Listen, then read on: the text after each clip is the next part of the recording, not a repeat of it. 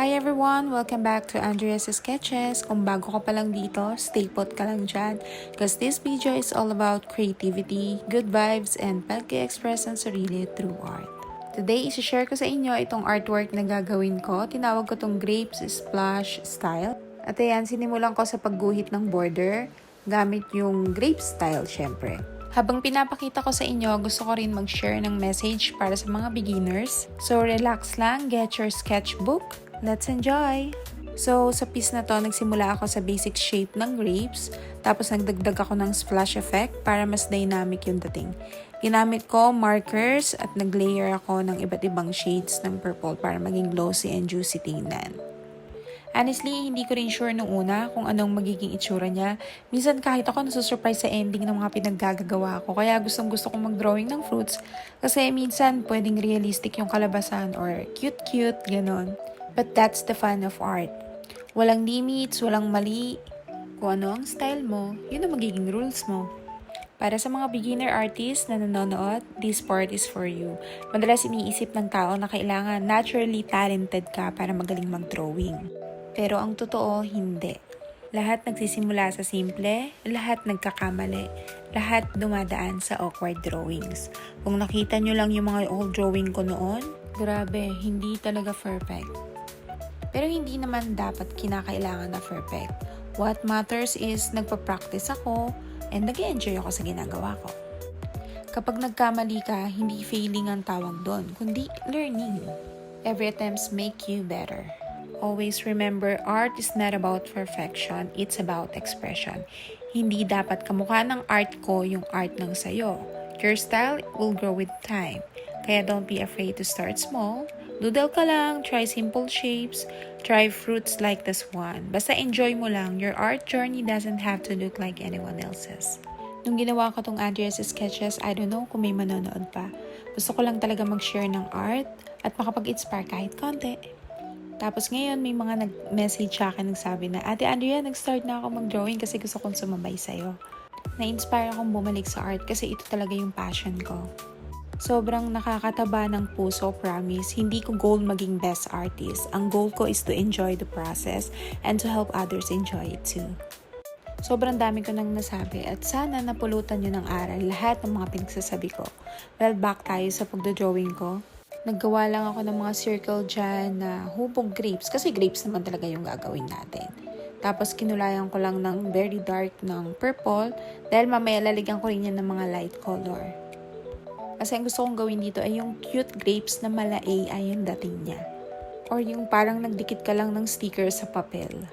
Simple lang naman gawin to. Mag-sketch ka lang, tapos bakatin mo ng ballpen mo. And then kung may Crayola ka dyan, mag-experiment ka lang ng mga color combination. Blending ng mga kulay. And boom, later on, nakapag-drawing ka na. So, yung nasa gilid na yan ng grapes is water splash yan. Pero light and dark purple lang ang gagamitin ko dyan. Kasi gusto ko itong whole page na to is purple color lang. Then sa next project ko or next pages, gusto ko naman is sky blue.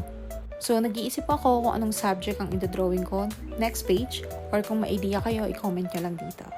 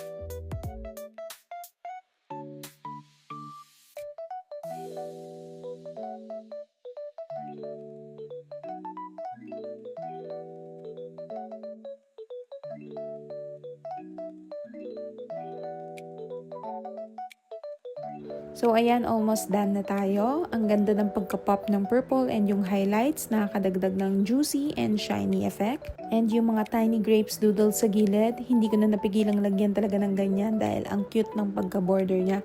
If you try something like this, comment or tag me. Dahil gusto kong makita yung version nyo. And don't worry, if iba yung style, dapat nga bang iba? Kasi, syempre dapat iba kasi ikaw yung gumawa. Thank you so much for watching and for creating with me today. Kung nagustuhan nyo to, don't forget to like, subscribe, and share this video para ma-inspire din yung iba.